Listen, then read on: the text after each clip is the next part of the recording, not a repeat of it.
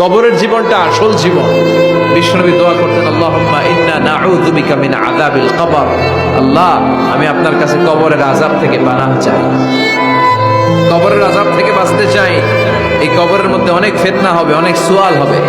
কবরে প্রশ্ন আছে না নাই? কথা বলেন।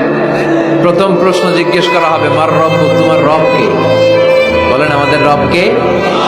ওয়া মা দীনুক, তোমার ধর্ম কি? বিষ্ণুবীর চেহারা দেখিয়ে বলা হবে, তাআরিফু মান হাযা রাজুল, এই লোকটারে চিনো?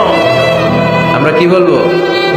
আমরা চিনি, উনি আমাদের প্রিয় রাসূল মুহাম্মদুর রাসূলুল্লাহ সাল্লাল্লাহু আলাইহি ওয়াসাল্লাম।